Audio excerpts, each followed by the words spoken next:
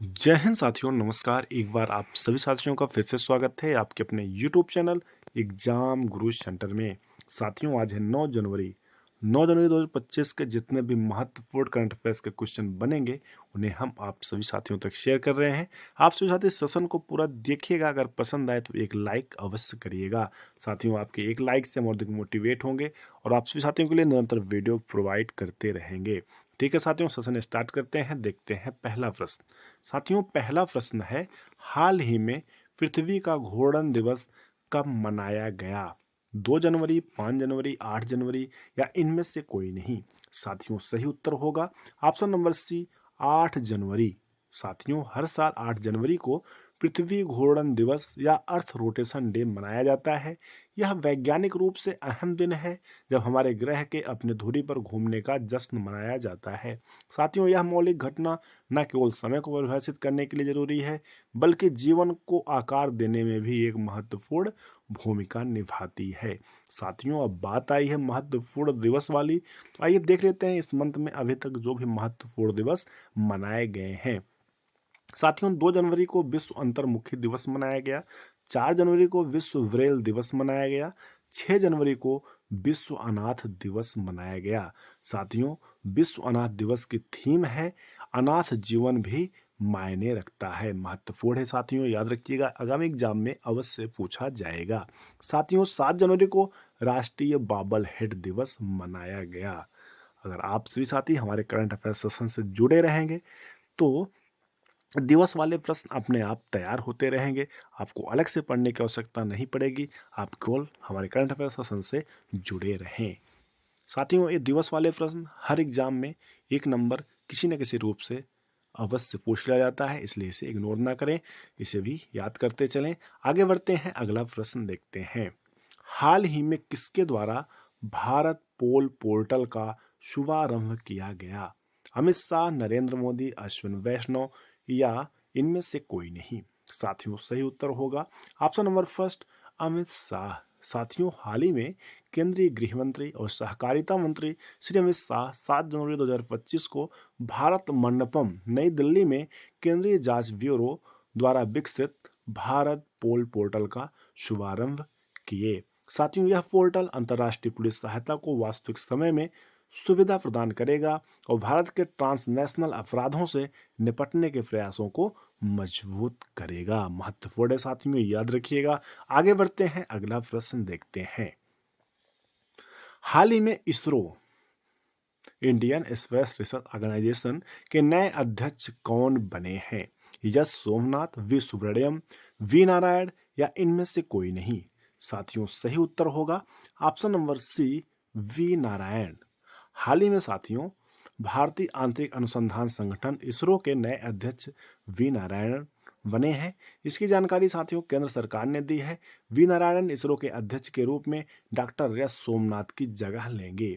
We Narayan अंतरिक्ष विभाग के सचिव का भी कार्यभार संभालेंगे। साथियों, कैबिनेट की नियुक्ति समिति के आदेशानुसार वी नारायण 14 जनवरी को वर्तमान इसरो प्रमुख एस सोमनाथ के स्थान पर पदभार ग्रहण करेंगे। महत्वपूर्ण है साथियों, याद रखिएगा। साथियों, अब बात आई है इसरो की। साथियों, इसरो की स्थापना जो हुई थी वो 15 अगस्त 1969 ईस्वी को हुआ था। प्रेजेंट में इसका हेडक्वार्टर जो है साथियों बेंगलुरु में है। और अभी जो प्रेजेंट के अध्यक्ष हैं वो हैं यश सोमनाथ। 14 जनवरी को यश सोमनाथ की जगह लेंगे वी नारायण। आगे बढ़ते हैं साथियों, अगला प्रश्न देखते हैं। उसके पहले देख लेते हैं जो प्रमुख नियुक्तियां जनवरी मंथ में हुई हैं साथियों। UIDAI का CEO बने हैं भुवनेश कुमार।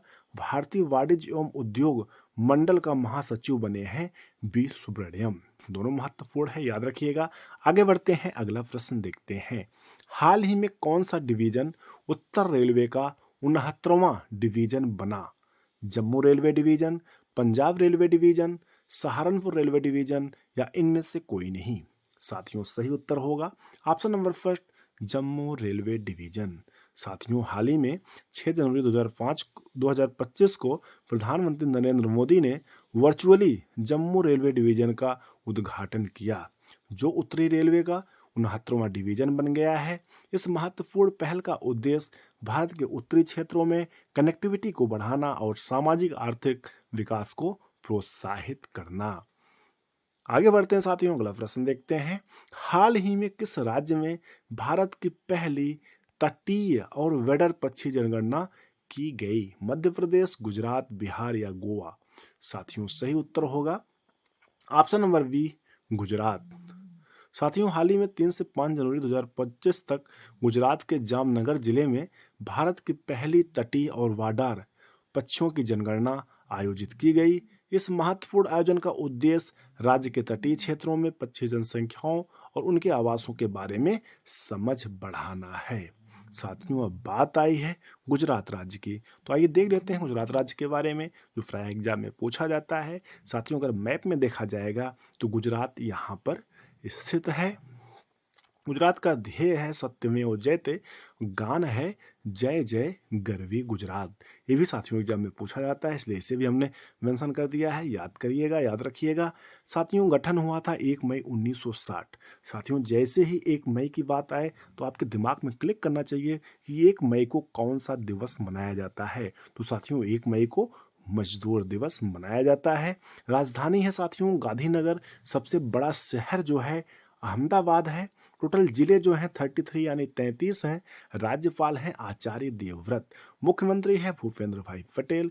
विधानमंडल साथियों एक सदनी है यानी विधान परिषद नहीं है। विधानसभा की 182 सीटें हैं। राज्यसभा की टोटल 11 सीटें हैं और लोकसभा की 26 सीटें हैं। उच्च न्यायालय है साथियों गुजरात उच्च न्यायालय। साथियों जो महत्वपूर्ण प्लेस हैं उनमें से साबरमती आश्रम, गुजराती पोशाक, सोमनाथ मंदिर, कच्छ का रण, द्वारिकाधीश मंदिर, स्टैचू ऑफ यूनिटी, वडोदरा में लक्ष्मी विलास महल महत्वपूर्ण प्लेस गुजरात राज्य के हैं। एग्जाम में कई बार पूछे गए हैं साथियों, इसे भी याद रखिएगा। ठीक है साथियों आगे बढ़ते हैं, अगला प्रश्न देखते हैं। अगला प्रश्न है हाल ही में भारत के किस राज्य में पलाश बिल्ली का पहला फोटोग्राफिक साक्ष्य मिला? हिमाचल प्रदेश, गोवा, उत्तर प्रदेश या बिहार? सही उत्तर होगा साथियों option number first, Himachal Pradesh. साथियों हाल ही में हिमाचल प्रदेश में एक महत्वपूर्ण खोज हुई है जिसमें पलाश का बिल्ली की पहली फोटोग्राफिक साक्ष्य प्राप्त हुई है। यह चित्र किन्नौर क्षेत्र में बर्फीले तेंदुए के सर्वे के दौरान खींची गई थी, जो भारत में इस दुर्लभ बिल्लियों की प्रजाति की उपस्थिति और वितरण पर महत्वपूर्ण जानकारी प्रदान करती है। साथियों अब बात आई है हिमाचल प्रदेश की, तो आइए देख लेते हैं हिमाचल प्रदेश के बारे में। साथियों अगर मैप में देखा जाएगा तो हिमाचल प्रदेश यहाँ पर स्थित है। राजधानी है शिमला या धर्मशाला। सबसे बड़ा शहर भी साथियों शिमला है। जिला है टोटल 12 यानी 12। राजभाषा हिंदी और संस्कृत दोनों है। गठन है 25 जनवरी 1971। मुख्यमंत्री है सुखविंदर सिंह सुक्खू। विधानमंडल साथियों एक सदनी है। विधानसभा की 68 सीटें हैं। राज्यसभा की 3 सीटें हैं। लोकसभा की 4 सीटें हैं। उच्च न्यायालय है साथियों हिमाचल प्रदेश उच्च न्यायालय। महत्वपूर्ण है साथियों, याद रखिएगा, एग्जाम में कई बार इन फैक्ट से अवश्य प्रश्न बनता है। आगे बढ़ते हैं, अगला प्रश्न देखते हैं। हाल ही में किसके द्वारा राष्ट्रीय सांख्यिकी कार्यालय ने वित्तीय वर्ष 2024-25 में भारत की जीडीपी दर कितना प्रतिशत रहने का अनुमान लगाया है? हाल ही में राष्ट्रीय सांख्यिकी कार्यालय ने वित्तीय वर्ष 2024-25 में भारत की जीडीपी दर कितना प्रतिशत रहने का अनुमान लगाया है? 6.4%, 7.5%, 8.8% या 9.0%? साथियों सही उत्तर होगा ऑप्शन नंबर फर्स्ट 6.4%। साथियों हाल ही में राष्ट्रीय सांख्यिकी कार्यालय एनएसओ ने वित्तीय वर्ष 2024-25 के लिए भारत की सकल घरेलू उत्पाद वृद्धि दर को 6.4% रहने का अनुमान लगाया है। साथियों जो 2023-24 में दर्ज 8.2% की वृद्धि दर से कम है। महत्वपूर्ण है साथियों, याद रखिएगा। आगे बढ़ते हैं, अगला प्रश्न देखते हैं। हाल ही में किस देश के प्रधानमंत्री ने इस्तीफा दिया? ऑप्शन है पाकिस्तान, कनाडा, वियतनाम या इनमें से कोई नहीं। साथियों सही उत्तर होगा ऑप्शन नंबर बी, कनाडा। साथियों हाल ही में कनाडा के प्रधानमंत्री जस्टिन ट्रूडो ने सत्तारूढ़ लिबरल पार्टी के नेता पद से इस्तीफा देने की घोषणा की है। साथियों जिसने जिससे उनका लगभग एक दशक का शासन समाप्त हो गया। उन्होंने साथियों पार्टी के आंतरिक मतभेदों और घटते जनसमर्थन के कारण यह निर्णय लिया है। साथियों बात आई है कनाडा की, तो कनाडा की कैपिटल है साथियों ओटावा और मुद्रा है कैनेडियाई डॉलर। दोनों महत्वपूर्ण है, याद रखिएगा, एग्जाम में पूछा जा सकता है। अगला प्रश्न है, हाल ही में दिल्ली वक्फ बोर्ड के सीईओ कौन बने हैं? वी.के. सक्सेना, अजीम अल हक, वी नारायण या इनमें से कोई नहीं? साथियों सही उत्तर होगा ऑप्शन नंबर बी, अजीम अल हक।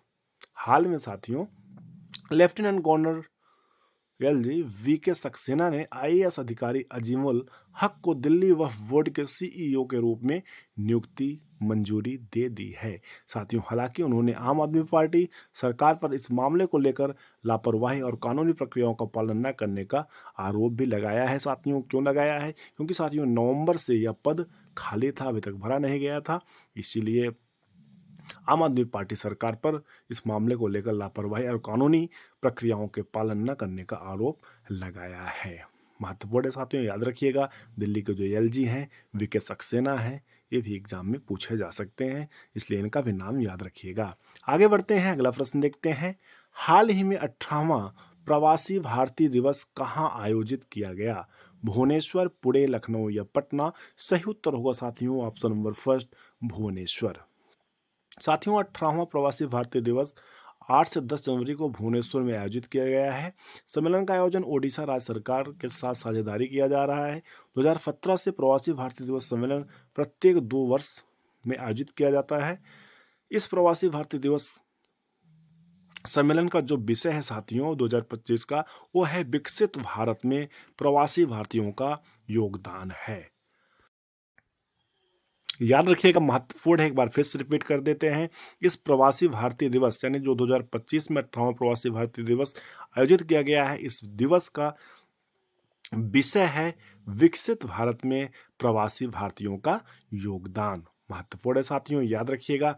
आगे बढ़ते हैं, उसके पहले देख लेते हैं, बात आई भुवनेश्वर की यानी उड़ीसा राज्य की, उनके बारे में कुछ महत्वपूर्ण फैक्ट। साथियों अगर उड़ीसा राज्य की स्थापना की बात किया जाए तो 1 अप्रैल 1936 को स्थापित हुआ था। अगर मैप में देखा जाए तो यहाँ पर स्थित है उड़ीसा राज्य। साथियों राजधानी है भुवनेश्वर, टोटल जिले हैं 30 यानी 30। राज्यपाल हैं डॉक्टर हरि बाबू कंभमपति। अभी हाल ही में साथियों उड़ीसा राज्य के राज्यपाल बने हैं, पहले मिजोरम राज्य के राज्यपाल थे, अब हटाकर उड़ीसा राज्य के राज्यपाल बना दिए गए हैं। अगर मिजोरम राज्य की बात किया जाए तो वहां के राज्यपाल हैं जनरल वी.के. सिंह, अभी नए बनाए गए हैं। साथियों याद रखिएगा, एग्जाम में अवश्य पूछा जाएगा। मुख्यमंत्री हैं मोहन चरण मांझी। विधानमंडल साथियों एक सदनी है। विधानसभा की 147 सीटें हैं, लोकसभा की 21 सीटें हैं, राज्यसभा की 10 सीटें हैं। उच्च न्यायालय उड़ीसा उच्च न्यायालय। कोणार्क मंदिर साथियों, कोणार्क सूर्य मंदिर भी साथियों उड़ीसा राज्य में स्थित है, जिसको ब्लैक पेगोंडा के नाम से भी जाना जाता है। महत्वपूर्ण है साथियों, याद रखिएगा। आगे बढ़ते हैं, अगला प्रश्न देखते हैं। हाल ही में राष्ट्रपति के द्वारा आशीष नैथानी को किस राज्य के उच्च न्यायालय का न्यायाधीश नियुक्त किया गया है? ऑप्शन नंबर फर्स्ट है उत्तराखंड, बी है दिल्ली, सी है बिहार, डी है इनमें से कोई नहीं। साथियों सही उत्तर होगा ऑप्शन नंबर फर्स्ट, उत्तराखंड। हाल ही में राष्ट्रपति के द्वारा आशीष नैथानी को उत्तराखंड राज्य के उच्च न्यायालय का न्यायाधीश नियुक्त किया गया है। साथियों महत्वपूर्ण है, याद रखिएगा। साथियों अब बात आई है उत्तराखंड की, तो आइए देख लेते हैं उत्तराखंड राज्य के बारे में। अगर साथियों मैप में देखा जाएगा तो उत्तराखंड राज्य यहाँ पर स्थित है। राजधानी है देहरादून, टोटल जिले हैं 13। गठन हुआ था साथियों 9 नवंबर 2000 ईस्वी को। साथियों उत्तर प्रदेश से अलग होकर 9 नवंबर 2000 ईस्वी को नया राज्य बना था। साथियों 2007 तक इसका नाम था उत्तरांचल। 2007 ईस्वी तक इसका नाम था साथियों क्या? उत्तरांचल। उसके बाद इसका नाम जो है उत्तराखंड पड़ा। प्रेजेंट में राज्यपाल हैं गुरमीत सिंह, मुख्यमंत्री हैं पुष्कर सिंह धामी। विधानमंडल साथियों एक सदनीय है। विधानसभा की 71 सीटें हैं, लोकसभा की 5 सीटें हैं, राज्यसभा की 3 सीटें हैं। उच्च न्यायालय है साथियों उत्तराखंड उच्च न्यायालय। अगर राजकीय पशु की बात किया जाए तो कस्तूरी मृग जो है साथियों राजकीय पशु है। राजकीय पक्षी है मोरनाल। राजकीय वृक्ष है बुरांश। राजकीय पुष्प है साथियों ब्रह्म कमल। महत्वपूर्ण फैक्ट है साथियों, याद रखिएगा, एग्जाम में यहाँ से प्रश्न अवश्य देखने को मिलेगा। आगे बढ़ते हैं, अगला प्रश्न देखते हैं। हाल ही में किसके द्वारा राजघाट पर गांधी दर्शन आर्ट गैलरी का उद्घाटन किया गया? ओम बिरला, सतीश महाना, निर्मला सीतारमण या इनमें से कोई नहीं? साथियों सही उत्तर होगा लोकसभा के स्पीकर यानी लोकसभा के अध्यक्ष ओम बिरला के द्वारा साथियों हाल ही में राजघाट पर गांधी दर्शन आर्ट गैलरी का उद्घाटन किया गया, यानी ऑप्शन नंबर फर्स्ट इस प्रश्न का सही उत्तर है। अगला प्रश्न देखते हैं। हाल ही में सिग्नेचर ग्लोबल के सीएफओ कौन बने? संजीव कुमार शर्मा, बी सुब्रमण्यम, वी नारायण या इनमें से कोई नहीं? साथियों सही उत्तर होगा option number first Sanjeev Kumar Sharma जो है सिग्नेचर ग्लोबल के सीएफओ बने हैं। साथियों सिग्नेचर ग्लोबल ने संजीव कुमार शर्मा को अपना मुख्य वित्तीय अधिकारी नियुक्त किया है, जो 7 जनवरी 2025 से प्रभावी होंगे। 1997 के चार्टर्ड अकाउंटेंट के रूप में कार्यरत शर्मा वित्तीय नियोजन, M&A, कराधान और विभिन्न क्षेत्रों में रणनीतिक निर्णय लेने में लगभग 30 वर्षों की विशेषज्ञता रखते हैं। साथियों जो उनकी पिछली भूमिकाएं थी उसमें Brookfield properties, black stone, BPTP M3N India और ICICI में नेतृत्व के पद शामिल हैं। महत्वपूर्ण है साथियों ऑप्शन नंबर सी है वी नारायण, जो इसरो के अगले अध्यक्ष बनने जा रहे हैं। साथियों याद रखिएगा किसी न किसी एग्जाम में ये प्रश्न तो साथियों अवश्य पूछा जाएगा, इसलिए इसको भूलिएगा मत, याद रखिएगा। आगे बढ़ते हैं साथियों, अगला प्रश्न देखते हैं। क्वेश्चन नंबर 14 है, हाल ही में अंडर-17 ब्रिटिश जूनियर ओपन किसने जीता? अनाहत सिंह, मल्लिका एल्कराक्सी, एकता सिंह या इनमें से कोई नहीं? साथियों सही उत्तर होगा ऑप्शन नंबर फर्स्ट अनाहत सिंह। भारतीय मूल की है अनाहत सिंह, जो अंडर-17 ब्रिटिश जूनियर ओपन में मल्लिका एल्कराक्सी को हराकर अपने नाम जीत हासिल की है। महत्वपूर्ण है साथियों ऑप्शन नंबर ए इस प्रश्न का सही उत्तर होगा, याद रखिएगा महत्वपूर्ण है। आगे बढ़ते हैं। कल का प्रश्न साथियों जो हम दिए थे आप सभी साथियों के लिए कमेंट सेशन में करने के लिए, प्रश्न था भारत का प्रथम नागरिक होता है राष्ट्रपति, प्रधानमंत्री, लोकसभा अध्यक्ष या राज्यपाल? साथियों ऑप्शन नंबर फर्स्ट इस प्रश्न का सही उत्तर होगा भारत का प्रथम नागरिक राष्ट्रपति होता है। आज का प्रश्न है आप सभी साथियों के लिए, जिसका उत्तर आप सभी साथी कमेंट सेशन में लिखकर अवश्य बताएंगे। प्रश्न है साथियों, हाल ही में मिजोरम के नए राज्यपाल कौन बने हैं? VK सिंह, राजेंद्र आर्लेकर, मोहम्मद आरिफ या ओम प्रकाश माथुर? क्या होगा उत्तर आप सभी साथी अवश्य कमेंट करिएगा। आपके कमेंट का हमें इंतजार रहेगा कि मिजोरम के नए राज्यपाल कौन बने हैं। साथियों इस प्रकार से आज का अपना महत्वपूर्ण सेशन कंप्लीट हुआ। हमें उम्मीद है आप सभी साथियों को सेशन अवश्य पसंद आया होगा। अगर पसंद आया होगा तो एक लाइक करिएगा, ज़्यादा से ज़्यादा शेयर करिएगा। चैनल पर पहली बार हो चैनल को सब्सक्राइब कर लीजिएगा, साथ में बेल आइकन प्रेस करिएगा, जिससे कोई न्यू वीडियो बनती है तो आप सभी साथियों तक नोटिफिकेशन के माध्यम से सबसे पहले प्राप्त हो। ठीक है साथियों, thanks for watching. Exam Guru centre परिवार से जुड़ने के लिए बहुत बहुत धन्यवाद। ज़्यादा से ज़्यादा शेयर करें जिससे अपने और भी साथी जुड़े और अपना एग्जाम गुरु सेंटर परिवार और बड़ा हो सके, और हम आप सभी साथियों के लिए दिन प्रतिदिन अच्छी तैयारी की वीडियो बनाकर शेयर करते रहें। ठीक है साथियों, थैंक्स फॉर वॉचिंग। जय हिंद, नमस्कार, बेस्ट ऑफ लक। मिलते हैं नेक्स्ट पार्ट में, तब तक के लिए बेस्ट ऑफ लक, जय हिंद।